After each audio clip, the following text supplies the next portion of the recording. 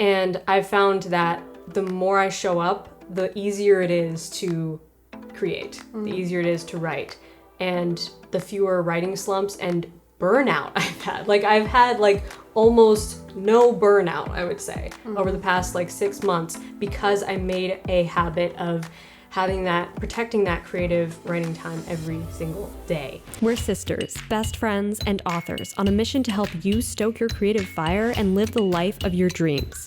We believe that purpose fuels passion and that creativity is your secret weapon for mass construction. There's never been a better time to bless the world with your dream realized. You're listening to The Kate and Abbie Show. What's up, guys? Welcome back to another episode of The Kate and Abbie Show. First episode of a new year, and that's why today we are talking about how to write more words in 2024. So if last year you felt like maybe your writing took a backseat to everything else on your schedule, or maybe just you had some writing projects that were shoved to the back burner because other things took priority, but this year you want to make a change in your life and you want to dedicate time to making your author dreams come true and you want to write more words. Today, Kate and I are sharing some really powerful techniques that you can implement into your life to bring about more regular creativity and have better writing sessions and write more words as a result. So these are techniques and lifestyle changes really that we've implemented in our own lives and seen great results from. So there are 5 main points we're going to cover today, 5 habits or techniques or lifestyle choices, if you will, that will bring you better writing sessions and have you writing more words in 2024. So super excited to dive into this topic today. Lots to talk about, but first, before we get started, we have to thank our amazing patrons who make this show possible. Thank you guys so much for supporting the Kate and Abbie Show and keeping it interruption free. We so appreciate and value your support. So if you get value out of this podcast, go to patreon.com/the Kate and Abbie Show and help us keep it alive and free of interruptions. Also, when you join the Patreon at any level, you get access to monthly hangout sessions with me and Kate. Those are live stream sessions where we come together at the end of every month and chat with you guys, answer some of your writing questions, share some behind the scenes updates on what we're working on. So if you want in on that, check out the Patreon, donate at any level, and you help keep the show alive as well. So thank you guys so much for that. Okay, let's dive into today's topic. First things first, focus on quality over quantity. So important. Yeah, a lot of times I think we can get caught up in like, we have to write more, we can get frantic, easily getting frantic over, okay, well, the quantity is more important than the quality of the writing. Yeah, which is not true. It's a total myth, and you definitely don't want to obsess over just the number of words that you're writing each day, because that will quickly become like this goalpost that if you don't meet it, you're like measuring your sense of self-worth as a creative by this goalpost of like a number that you have to reach. Or, you know, even if it's not a set word count goal every single day, even if it's like, oh, well, this other writer, you know, wrote a book in a month or 2 weeks or whatever, and you're comparing yourself to that, which we're going to talk about comparison as well. But any like quantity thing that's a goal in your mind, I see more as a lot of times it can become more like a limiter on you and on your creativity, because you're kind of confining your imagination to like, you have to fit this many words, you have to reach this many words. And I think it can like kind of stop the creative flow sometimes. Yeah. So it can, it's for sure. More important to focus on like the quality. Like, did you write something you're proud of? Did you write something you loved? Because that's what matters more. Because sometimes it can feel it can feel kind of like the opposite. If you don't feel like writing and you feel like the quality is not making you feel happy and joyful, you don't feel good about what you're writing, it might be better for you to take a break, nourish in whatever ways you need to, and return to it at a later time. Because what's actually going to help you write more words is writing when you feel like I'm really enjoying this. Yeah. An enjoyable writing session, I know we've both talked about, we write a lot more words in a writing session when we are enjoying it. You get into that state of flow, you tap into that state of flow, and suddenly the words are just flying through your fingertips. And this is something I talk a lot about in my course, the Writer's Wellness course, which you can find linked below. But it's a 10-day journey, and it's all based on things that I do to build habits that make me feel like writing. And we talk about that all the time. Like, when you feel creatively empowered, you're going to sit down to a 2-hour writing session and you're going to write probably 3 times the amount of words you would write than if you were like, I just don't feel it. I'll try to push myself through this, which sometimes it can be good to push yourself within reason through, writer's block or discomfort. But really, we want to tap into that flow state. That flow state is what helps us to really write so much more within that same window of time. Yeah, exactly. And sometimes the flow state can not even, I don't know, I've experienced this sometimes. Tell me if you've experienced this. Like, you're so immersed in the story that you don't want to leave it, even though you feel like, is this coming out right? And you're a little bit frustrated with maybe what's going on with what you're writing. But at the same time, you are fully immersed in it. Like you can't, your brain just can't go to anything else right now because you're like, I'm so absorbed in this story. So even if you feel like, oh, is this coming out? You're doubting yourself, you're second guessing yourself. Sometimes your best writing actually comes out of sessions like that. Exactly. And what you feel in the moment, your emotions towards what's happening in the moment are probably not reflective of the actual quality of the thing, because you can be frustrated or irritated at something even as you're making it and it's actually turning out really great. Right. Yeah, I've definitely experienced that. Like I've written chapters before where I'm like, oh, I'm really not sure about this one. And then I'll read it to you. And we're both like, that was actually some of your best writing, Yeah. So you're right. The emotions sometimes have to be separated from your actual judgment of the work. Not that you should be judging your work, but your assessment of your work shouldn't be based just upon what you feel about it in the moment when you're writing it. Really give yourself some distance from it, return to it later, and very often you'll find that it actually came out a lot better than you thought. Right. Very true.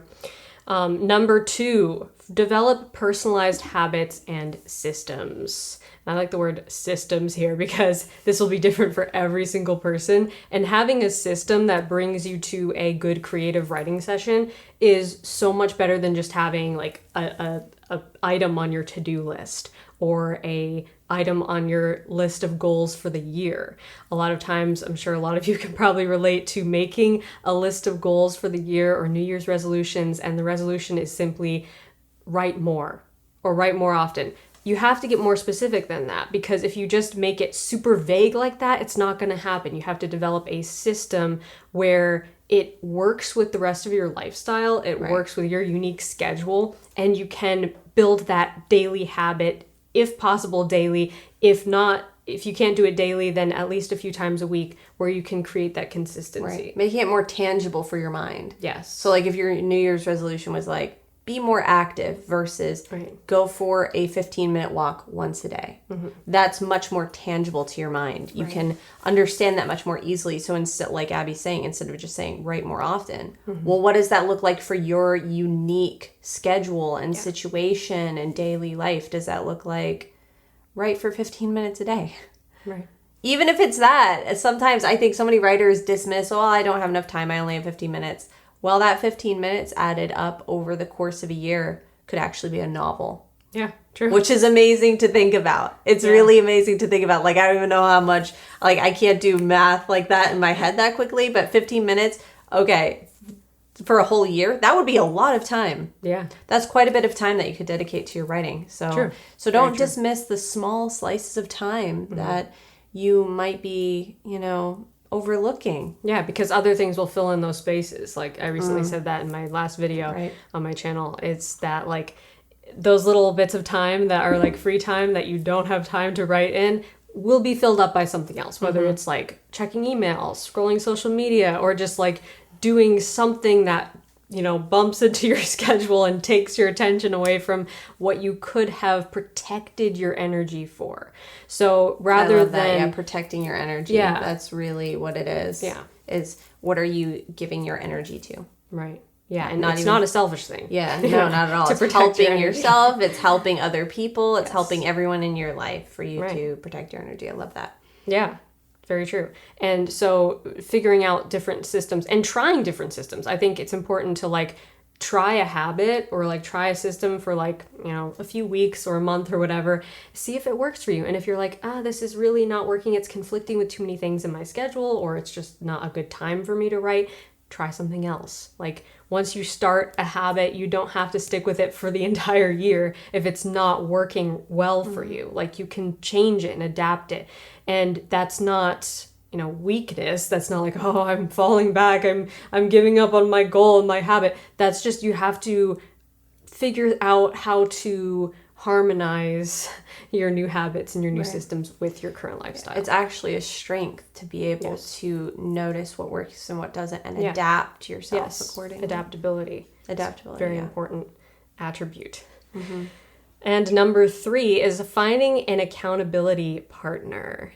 So having somebody in your life who can encourage you, yes, my accountability partner right here, somebody who can encourage you, make you feel what you're writing is worth it and it's good and we want to hear more of it and we want you to keep going. I know that as when I first started writing and putting my writing out there in the form of fan fiction, and you did this too, online, and receiving feedback. I mean, going back and reading that fan fiction is it's atrocious. It's so heartwarming though. It is heartwarming, very nostalgic, but it's oh my gosh, how could anyone think this was good?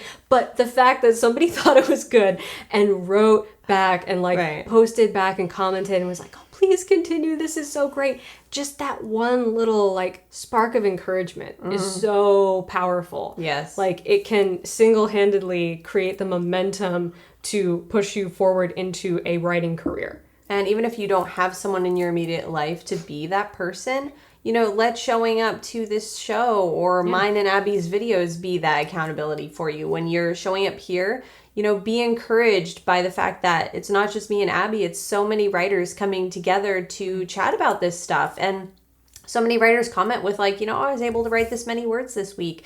And seeing those wonderful interactions is really what makes this community and makes the community on Abbie's channel so wonderful, because that's one of the cool things about this day and age of the internet and things on social media, is that we can use it to connect with other like-minded artists, even if we don't have someone in our immediate life to be rooting you on. We're here to root you on. Yes. And so many people in the community are here to root you on as well. Yeah. Yeah, and using things like my Write With Me live streams and the writing sprints in the Discord community. If you want to check out the Discord community, you can get access to that through my personal Patreon, which is linked below. But having the community interaction, like you're saying, is so important, because even if you're just sharing,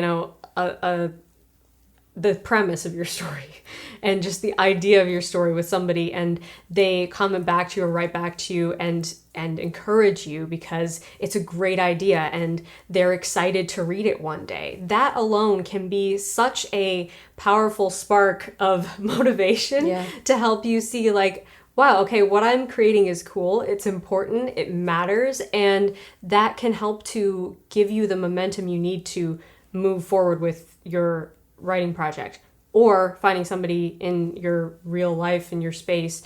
But reaching out through writing communities like this one is so important, to have that accountability and to feel you're not in this alone. Right. It can be a very lonely art, writing, because at the end of the day it's just you alone at your desk usually, but it doesn't have to be lonely. Right. It's lonely, but you don't have to feel like you're all alone. Right. We're all in this together. Yeah. We're all alone in this together. Yeah, exactly. So even though sometimes it can feel like you're doing this all on your own, we're all here for each other. We really are. And there's so many, like Abbie was saying, so many awesome opportunities to connect and feel motivated. Yeah. And putting yourself, it's one of the 4 laws of behavior change, is putting yourself in a space where the desired behavior change is the normal behavior. It's like, it's a psychological principle. And so putting yourself into even an online space like this community where everyone is writing, we're all working on our writing projects, we're all working towards making our author dreams come true. And so now you're here in this space with all of us, and this is what we do here. So in order to be a part of this community, you just have to stay on the path. You have to stay on your own path and continue to work towards making your author dreams come true. And that's part of the whole community and accountability thing. Right. You know, it motivates you to keep doing this because we're all in this together. Right. And whenever you feel like you hit a slump, you can just fall back on that community. Right. Number 4, creating a daily habit of creativity. So like we were saying before, even if it's just a little block of time, like 15 minutes, 30 minutes, whatever it may be, creativity is like working a muscle, and that every time you show up and use it, it gets stronger. And this is something that I've discovered more so this past year than ever before, because I've made more time over the past year to be creative and to have that creative playtime, writing time, and to protect that time. And I've found that the more I show up, the easier it is to create, the easier it is to write, and the fewer writing slumps and burnout I've had. Like I've had like almost no burnout, I would say, over the past like 6 months, because I made a habit of having that, protecting that creative writing time every single day. So it'll be different for every person, but I think you'll find that the more you create, the stronger your creativity becomes, and you won't get burnt out if you do a little bit each day, because it's actually strengthening that muscle of creativity. And it's also kind of like, you know, an object in motion stays in motion. Right. It's like the more you do whatever it is you're doing, the easier it becomes to continue doing that. Right. Whether that's showing up for yourself and writing every day, or, you know, skipping a couple days and then skipping a couple more days. And now it's easier to skip a couple more days, and pretty soon a month has gone by. And then the thing becomes like more and more intimidating. Yeah, exactly. It does become more and more intimidating, and we allow it to become really inflated in our minds, and it becomes this like, oh, no, I really don't want to do that. So the best way is to just, even like we said earlier, little by little, just keep showing up for yourself, and it becomes easier and easier to keep coming back. It becomes easier and easier to just keep up with that habit. Yes. Yeah, 100%. So if you have to skip a day for whatever reason, try to use like the 2-day rule of like, don't skip 2 days in a row. But if you need to skip a day, then skip a day. But I think you'll find that like taking that little bit of time for creativity every single day actually makes you more empowered to show up, to keep showing up. You have more creativity, you have more ideas. You'll find that that mental muscle is stronger, and the idea of sitting down and writing will never become intimidating for you, because it's just like this daily, it's part of your daily life. It's like, you know, it becomes as easy as breathing, as brushing your teeth, making yourself your morning coffee or whatever. It's like, this is just part of my life. This is a given. Right. Part of my everyday. Right. It's kind of like, you know, we talk a lot about stepping outside of your comfort zone. It's more like bringing it into your comfort zone, making it a part of your comfort zone. So that's not even something you're thinking about. It's just like, I'm going to sit down and write for a little bit. And it just becomes, your comfort zone expands. Right. You know what I mean? Yeah. I think that's kind of a better way to think about that, because when we talk about stepping outside of our comfort zone, it's like, that sounds courageous and like, yes, let's do that. But then there's also the flip side where it's like, that sounds really frustrating and annoying, like on just a very basic human level. You're like, I don't want to do that. Right. So you can even reframe that in your mind to be like, hey, let's expand our comfort zone to be comfortable with that. You know what I mean? So it's not even thinking about, I'm going to be uncomfortable. You know what I mean? Yeah, it's actually like, it's an opportunity for growth. Right, exactly. Yeah. So it's like, it's all how you structure it in your head. Like, I was just thinking about this the other day, because like, yes, of course it's a good thing to step outside of your comfort zone. But at the same time, it automatically makes those warning flags go up in your mind of like, oh, we're stepping outside of our comfort zone. Brace yourself. But like, if you just look at it, reframe that to be, no, actually, we're just expanding our comfort zone. We're comfortable with these things. Yeah. We're comfortable with this now. You know what I mean? It's almost really like profound. It almost feels different. Do you know what I mean? Than like, I'm gonna step outside of my comfort zone now. You know what I mean? It's like that you can kind of realize, no, this is just, I'm comfortable. This is part of the comfort zone. We've just expanded the comfort zone to include that. Wow, that's really profound. I love that. That's so true. Very true. And so, making the writing part of your comfort zone, part of like your cozy, like self-care. Yes. Like it is all part of that. Make it like so you savor that moment. Yeah, you look forward to that moment. You know what I mean? I don't know, it's like the goodness in your day. Right. Make it something that's like that. Something you look forward to. Nice moment. Yeah. Where it's like, that feeling of like you come home from work and like get into your comfy clothes with your comfy drink and maybe your favorite TV show or your favorite book. Like that feeling of like, now I can relax. Like that really good feeling. Your soul just sighs. Yeah, exactly. Like, see if you can we make writing that feeling of like, okay, we unwind. This is our nice time to just feel good and do something that's actually fun, do something fun, and that's beneficial for us too in so many ways. Right.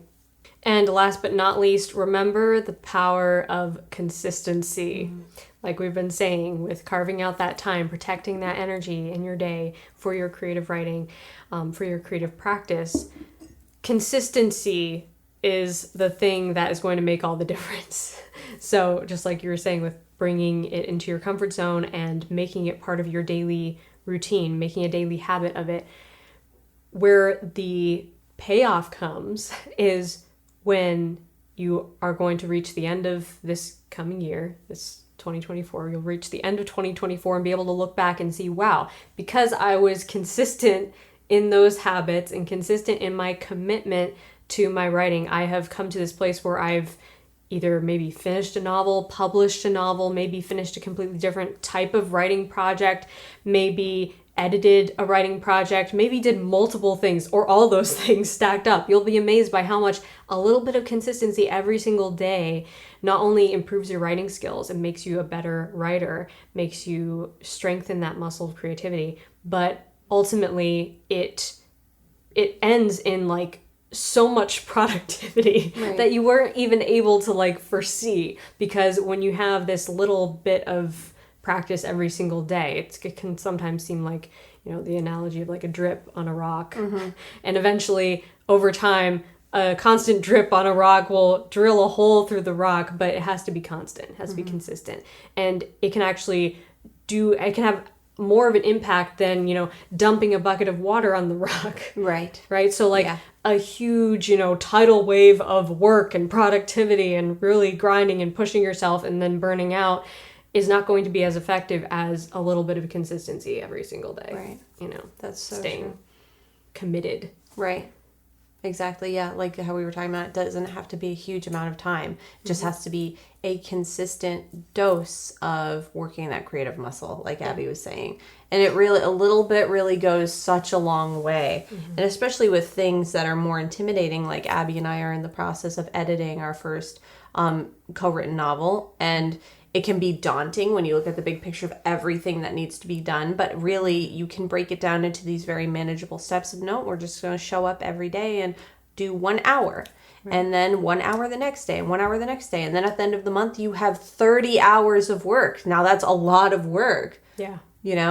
Right. But if you're not going to head into it and do it all at once, burn yourself out. Now I don't want to do it for days because I'm so tired of it. Exactly. But if you pick something that's manageable, that makes sense, even if it's not a lot of time, stay consistent with that. Like Abbie was saying, that can be so powerful and can have such a powerful impact in your creative career, in your life in general, really, with anything. So many of these things we're talking about, you can apply to pretty much any healthy habit you want to establish. So yeah. Very true. And also, like, this is kind of like a sidebar note, recognizing anything that may get in your way, any obstacles that may come in your path, any distractions or interruptions, which ones can you mitigate, which ones can you actually control, and consciously making the effort to clean those things out of your path so that you can more easily continue down that path. Some of those distractions will be unavoidable, non-negotiable, just life that you have to deal with, but try to accept those things and not bring any like negative or angry energy towards them, because they're obstacles. They're not obstacles in your path so much as they are just life. They're just life. Right. And so like, be okay with that and accept it and make peace with it, and then find the obstacles that you can control and clean them out of your path so that you have as much of a so that you're really setting yourself up for success with this consistent habit. A lot of times what it does too is it makes the interruptions that you can't change kind of irrelevant. If you can eliminate all the ones that you can mitigate, for many of us, everyone's situation is unique, obviously. But if you can mitigate all the other distractions, a lot of times they're like, well, you know, my kid interrupting me 3 times for snacks isn't too bad now that I've deleted like the other 50 distractions that were, you know, Pinterest and everything else, you know, the other things that come up that try to vie for our attention. If we can mitigate those things, and it's like, just the little life things that are unavoidable. It's not such a big deal though. Yes, exactly. So true. So 5 important life hacks, life techniques, lifestyle choices to make. Just to recap real quick. First, focus on quality over quantity. Develop personalized habits and systems. Find an accountability partner or community that you can share with. And create a daily habit of creativity. And remember the power of consistency. So if you bring all these things together, bring them into your life, make a commitment to protect your creative writing time, you'll find that by the end of this year, you have written so many words. It will blow your mind how productive you've been and how much closer you've gotten to actualizing your author dreams. That's what me and Kate are here to talk about on this podcast, is making your author dreams come true. And we believe sincerely that you can make that happen. And we are here to cheer you on during the process. So we would love to hear from you now. So comment below this video and tell us what you think of this whole topic. Join the discussion. Also tell us, what do you personally do in your creative writing life to write more words and to stay consistent with your writing habits? Share below for the community to glean from, and we would love to hear that as well. Also, give us a nice rating if you are listening on an audio podcast platform. We really appreciate that. And remember to join our Patreon to support the show, keep it free of interruptions, and join us every month for a live stream hangout session with me and Kate as we talk about writing and share our writing updates, and all kinds of fun stuff happens on those live streams. So check them out by joining the Patreon. The link is in the description box below this video. Thank you guys again for being here, and we wish you a wonderful 2024 filled with creativity and wonderful writing sessions. Until next time, Stay stoked and rock on.